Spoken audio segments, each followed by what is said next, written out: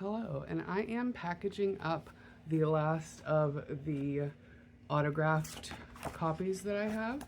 So I thought that while I did so, I would tell you about what my book is about. Now these copies are available because I have signed them, and I'm going to tell you about what the book's about in just a second.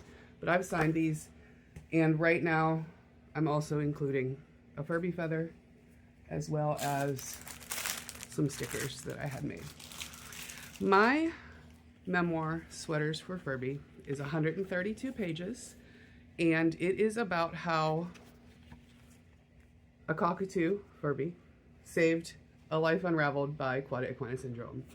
When I was 34, I had just completed my master's degree in education, and I had just started my own classroom, a third grade charter school in Columbus, and I became disabled from a spinal cord injury called Cauda equina syndrome. Cauda equina syndrome, and I go into depth about what it is in my book, but it's a very rare spinal cord injury that needs to be caught within 48 hours to be surgically corrected for best chance of improvement. I was not taken seriously by an ambulance and the doctor and staff at the first emergency room that we went to the day that my symptoms started. I woke up one morning and I couldn't move my legs. But anyway, after that spinal cord injury left me permanently disabled and partially paralyzed, I became very, very depressed, and I was very, very unalive desiring. My husband and my son are the only reason that I didn't do that. And when about a year after my spinal cord injury, a friend of mine took me to a pet store because I needed to get food for my turtle, and she wanted to look at the puppies. So we went, and of course the first place I went was the birds, and there was Furby inside of a big black cage. So I said to the staff, "Does he bite?" And they were like, "Not usually." And that's all I needed. He was out on my, like, we were like in love. And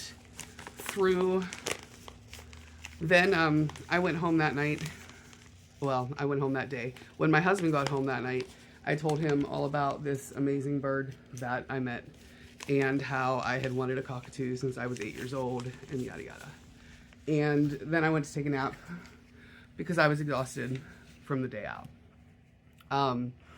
My husband took our kid to karate and came home with a receipt and said, "I bought you that bird." So the next day I went and got Furby, and although I had been studying cockatoos since I was 8 years old, I hadn't really looked into it recently because my studies as a child and teenager showed me that a cockatoo was not something that was going to be in the cards for my life. So I never considered it.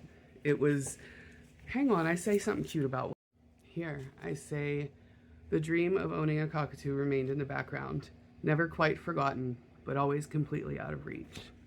Until my spinal cord injury gave me all the time in the world. Furby healed me, inside, if not physically. And because I have to take care of him and stay around for him, I'm still here. So our memoir, Sweaters for Furby, discusses all of it, the whole story. This is where you can find it. It is not available anywhere physical yet. I plan to contact local bookstores, but I don't have the energy, so I haven't done it yet.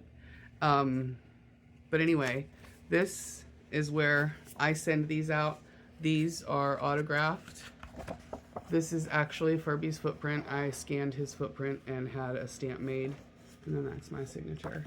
And then I have just a few feathers left, because I've been collecting his feathers over the last 10 years, and I decided to give one away with every book. So I actually only have, it looks like 3 large feathers, and then the feathers are not as large.